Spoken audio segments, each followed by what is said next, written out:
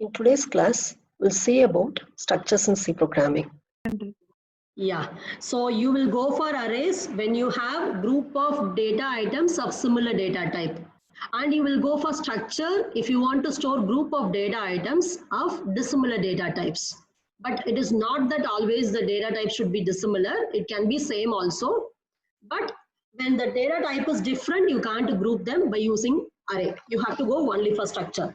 So this structure is nothing but it is a user-defined data type, also known as derived data type, and that is generally used to group logically related data items into a single entity.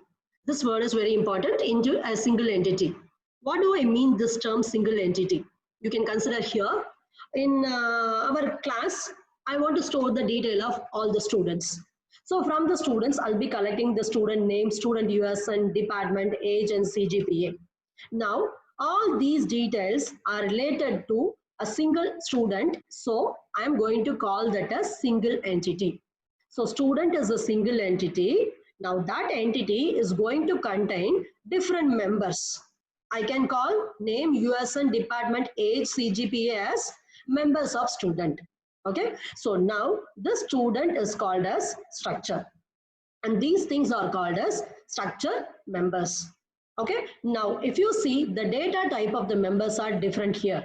Student name will be a character, USN is either integer or character, department is a character, age is integer, CGPA is generally float. We are storing different types of data by using this. So in this, I have to go for a special data type that is nothing but structure. And all these things are related to one student only. That's why we say it is group of related data items of different data type which belongs to a single entity. Now, let us see how to, what is the meaning of logically related data items. Suppose I am giving you so many details like this. I want to identify a group of related data items. You will see that this is student name. So it is related to a student. Then you will see next is book name. Book name is not related to student. So you will say that is different one. Then book price. This book price is related to this book name. Likewise, you will group them together.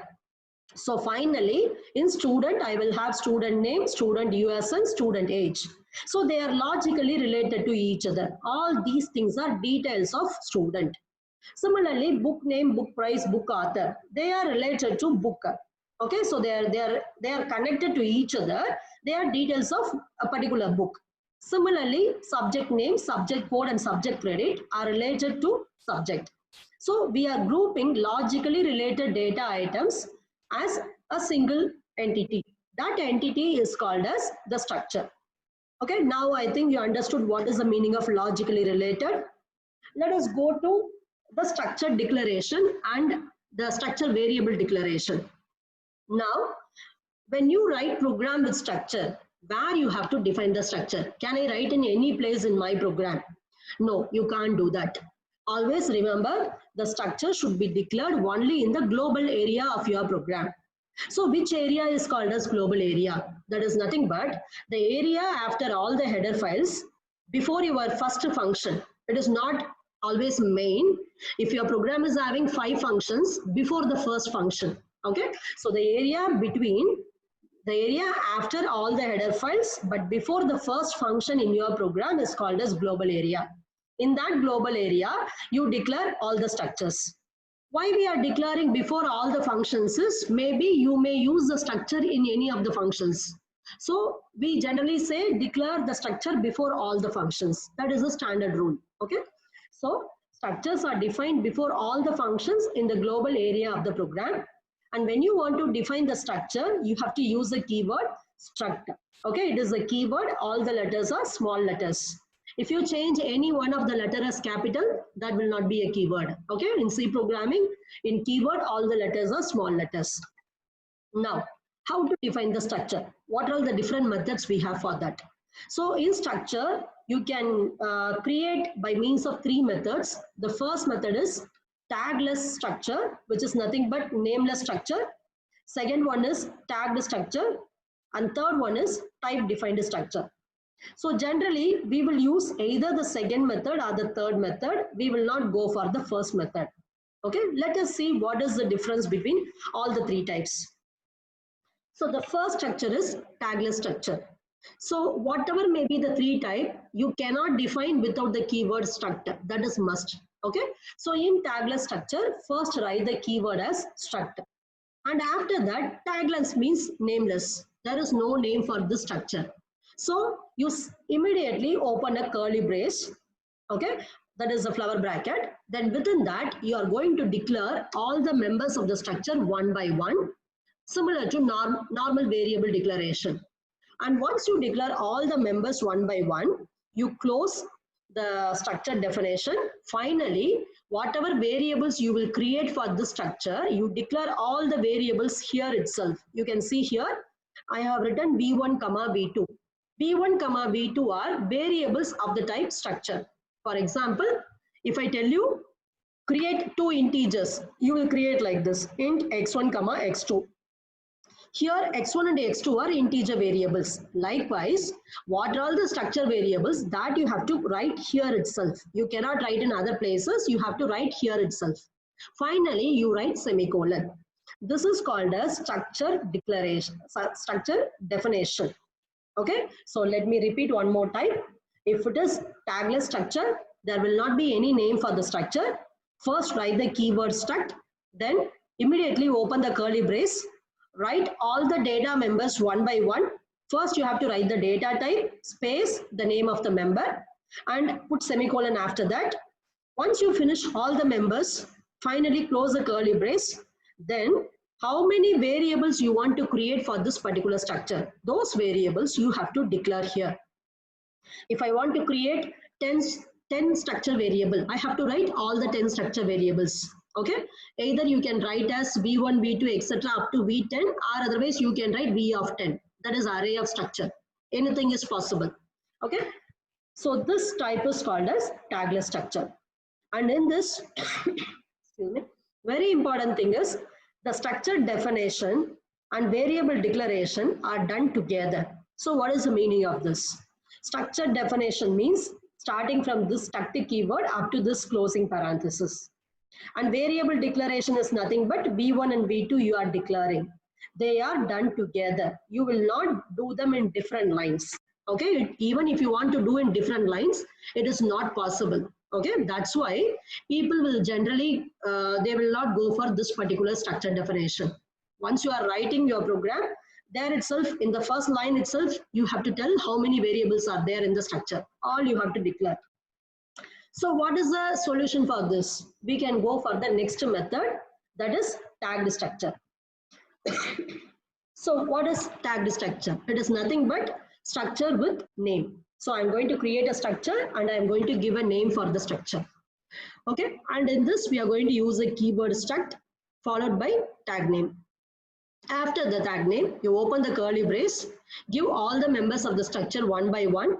In that, every line you write the data type of the structure member, followed by space, then the name of the member. Finally, when you close, either you can give the variable name here, as you have done in the previous method, or otherwise, you can give this variable name in a new line also. Let us see both the methods. So in this, I have given the variable name immediately after the closing curly brace. You can see the next method here. I have given struct tag name, open curly brace, declaration of all the members of the structure one by one, close curly brace, semicolon. Now the structure definition is over. Next comes the structure variable declaration. Here I am going to create the variable. Now try to look at the difference. When you want to create the variable here, when I tell you create an integer variable, you will write int a comma b. Now you are going to create a variable of what type? The type is nothing but struct tag name. This is the type of the structure. It is a user defined data type. So instead of writing declare the structure variable, you have to again write the keyword struct followed by the structure name. If you forget the keyword struct, you will get error message. Okay, so write the keyword struct followed by the name of the structure. Then you can write all the variables one by one. Okay, so here what we are doing is we are declaring the variables in a new line. In this, we have declared the variable in the same line where you declared your structure, defined your structure. Both the methods you can follow. Generally, people prefer this method only. Here we have a flexibility. Wherever we want, we can declare the structure variable. So generally, we go for this method. Okay, so always remember, in tagless structure, we have a limitation. In the beginning itself, when you are defining the structure, you have to write all the variables. Whereas in this approach, you have the flexibility. Now comes the third method. Okay, before that, let us see one example for understanding easily. I want to create a student structure. So first I have to use the keyword struct. Then I'm going to give a name to the structure. Always give meaningful name. Whatever information you are going to store in the structure, the name of the structure should reflect that. Okay. So here, since I am storing the details of the student, I am giving the name as student. Then write all the members one by one. In student, I am storing name, which is a character array. Then USN, again character array. Department, a character array. Then integer age. Then float CGPA. Close it. Now, either you can declare the variable immediately after this. That is S1 is a student structure variable. Or you can close it here by semicolon. Then in the next write struct student S1. So both the methods are same.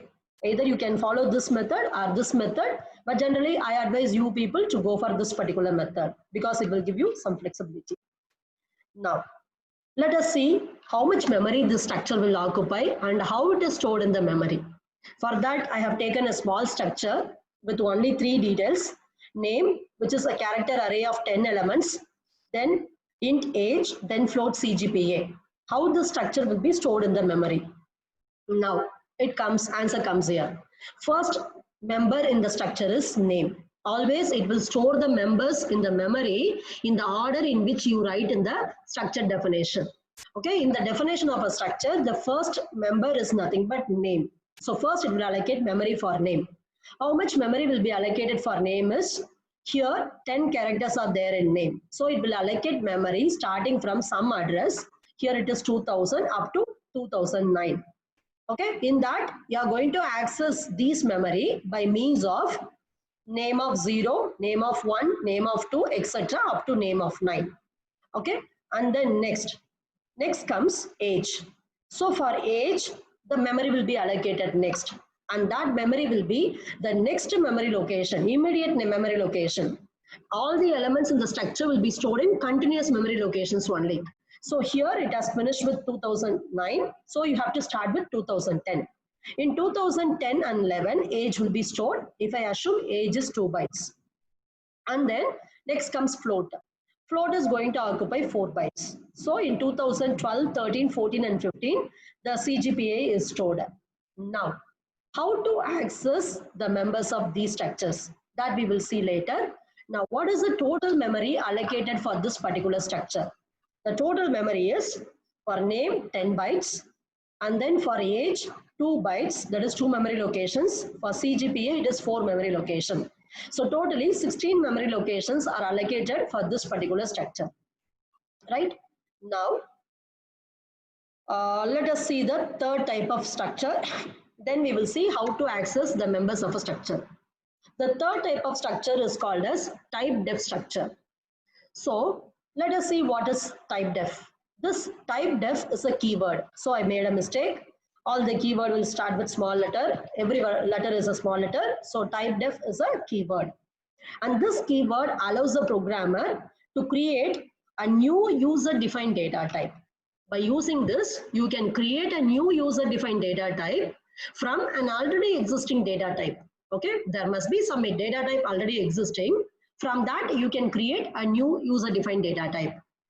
And you can use this type def to give some meaningful name for any existing data type. For example, we have data type as int. Okay, suppose you don't like int. Instead of int, you want to give some other name. Okay, you can change it. That is possible by means of this type def. Okay, so whatever is already existing data type, For that, you can create some alternate meaningful name if you are interested. That is possible. As well as you can create user-defined data type by means of this typedef. So what is the syntax if I want to change the name of already existing data type? The syntax is first write typedef, then space, then give the existing data type name, after that space, the new data type name. Let us see one example. Why you want to change the name?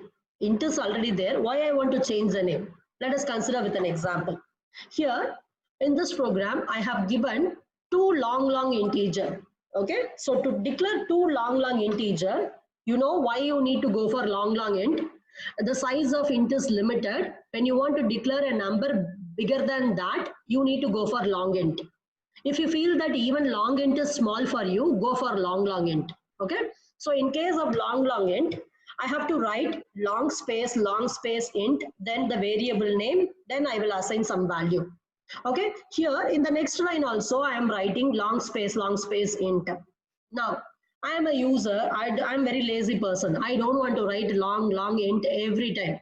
So what I can think is, why to write such a big name? Can I go for a small name? Like your friends are there, you are calling the friend's name by some pet name as you like, right?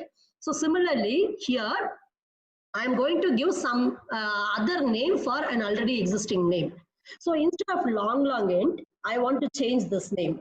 Okay. So if I want to print this number, I'll be printing %LLD. You know this. One L is for long, another L is for another long, D is for integer. Okay. So now instead of typing long int, I want to give a short name for that. So now I can use typedef. So the syntax is write typedef space. What is the already existing data type?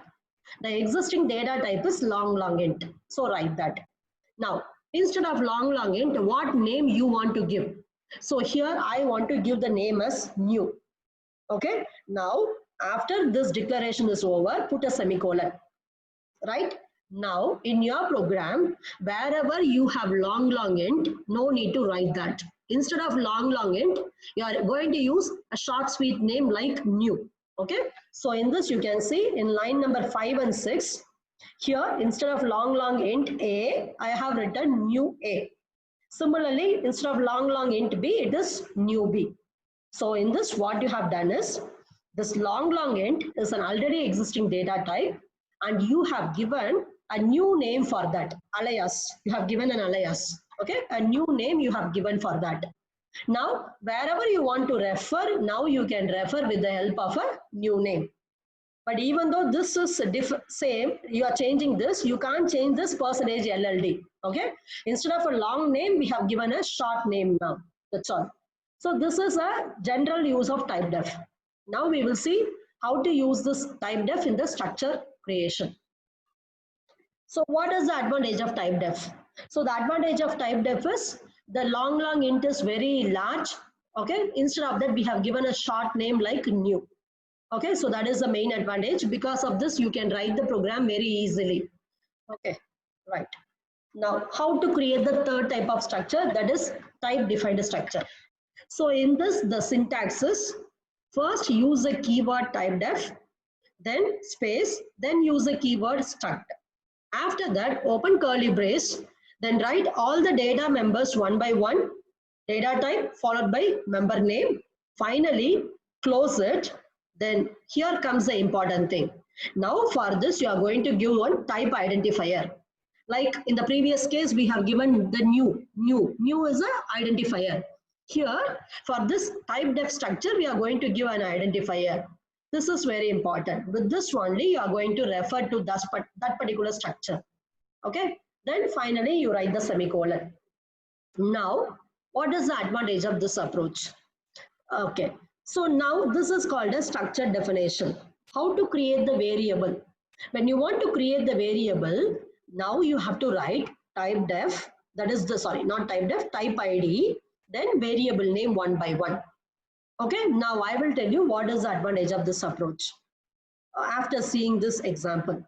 Now to create the student structure, I'll use first typedef struct, then open curly brace, declare all the members what we saw before, close the curly brace, finally write a student. Okay. Now, in your program, when you want to create the variable, no need to write struct again. In the previous case, the second type of structure, you can see here, in the tagged structure, whenever you want to declare the variable, you have to again write a struct. Then you have to write the student. This you have to write. Then only you can write the variable. Struct to student, two things you are writing. Okay. After that only you are writing the variable name. But when you go for this type def structure, you will not write struct. You will simply write this type identifier. That is student. You will write student S1, S2. It is similar to writing int A, B or float C, D. Similarly, we are simply writing student S1, S2. So this is the best way for referring the structure. Okay, either you can follow the second method, that is tagged structure, or you can go for type defined structure. So in this, both these type def and struct are the keywords. They are very, very important. Now comes the last slide. With this, I will stop. How to access the members of a structure. So now you have declared all the structure with the members. How to access the members when you are reading the input, or you are printing the details, or you are changing them. So if you want to access the member of a structure, you have to specify the structure variable name followed by the period or dot operator, then the member name.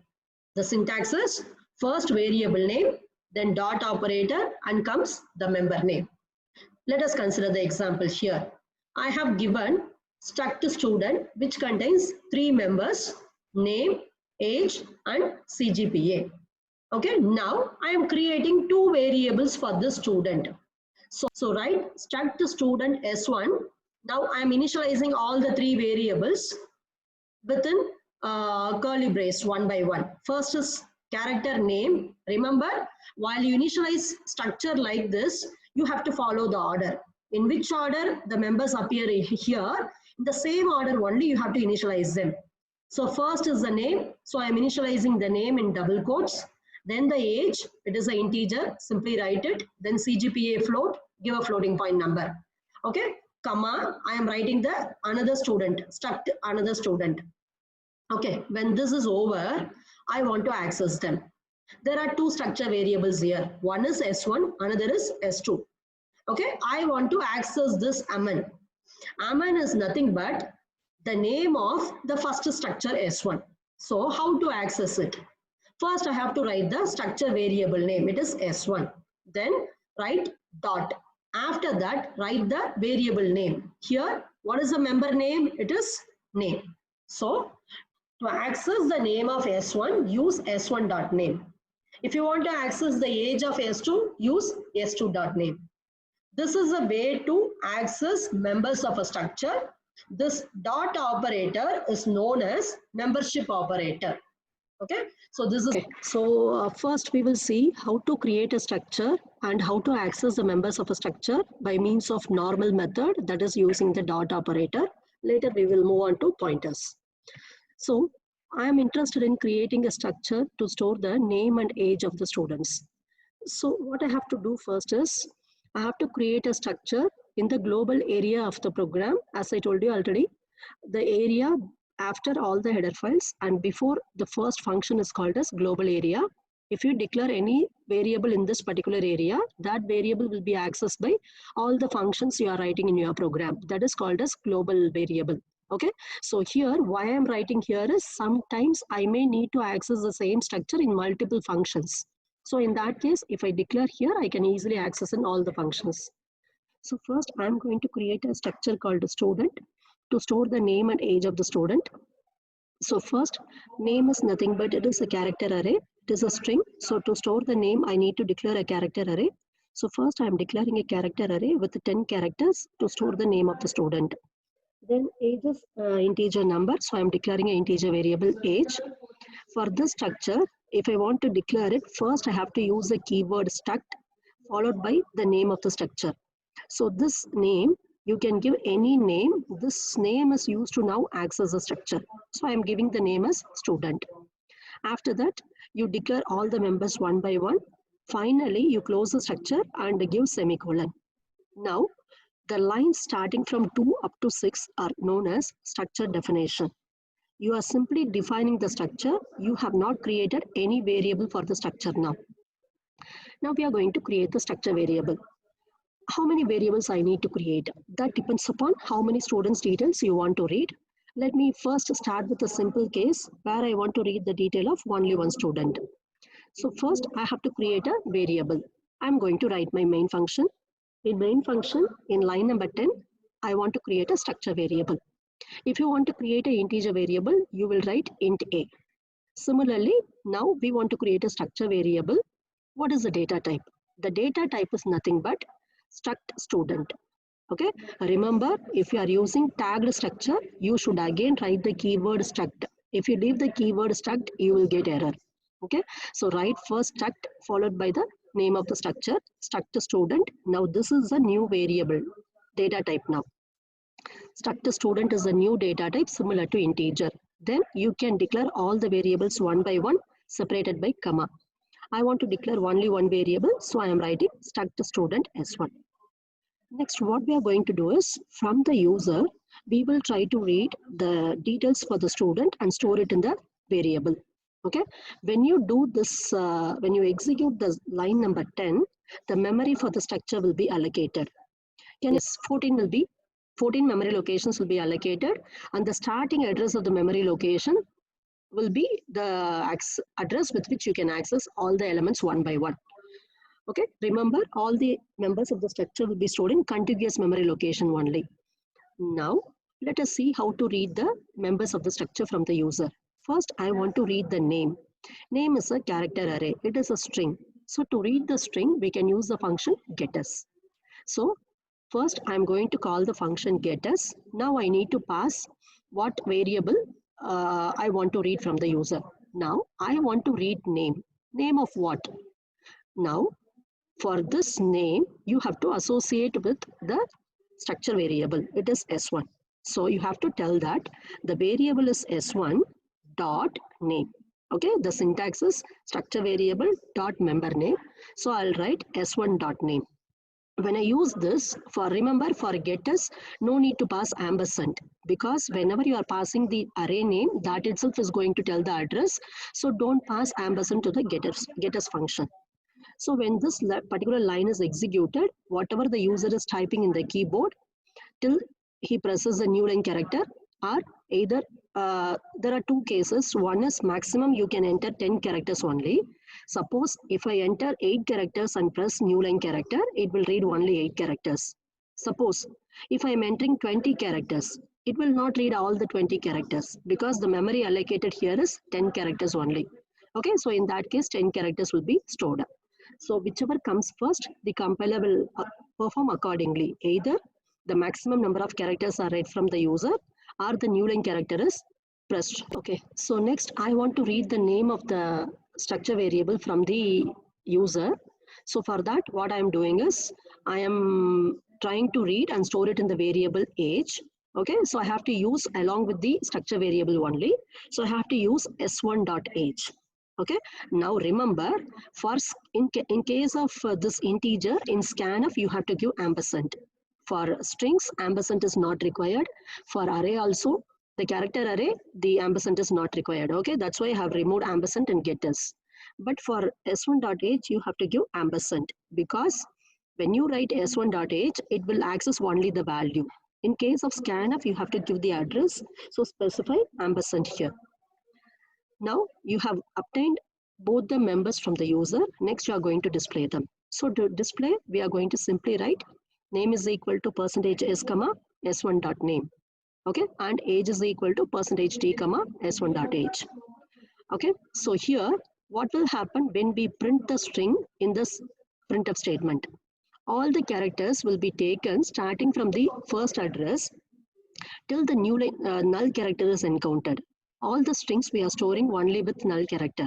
Okay, so when you are printing in the printf statement by means of %s modifier, compiler will not know how much memory is allocated to the particular string, because it depends upon what input you are typing. So compiler will start reading all the characters one by one till it encounters null character. When the null character is reached, it will stop reading further and display on the screen. That's why we say always terminate the string with the null character. But what will happen for integer and float? Compiler will know how many memory locations it has to read. If I say %d, compiler will know that it has to read 4 memory locations because every integer is going to occupy 4 memory locations. But in case of %s, it will not know how many memory locations it has to read. It depends upon how many characters you have entered at that particular time. So for that only, we have null character at the end in case of strings. This is very important.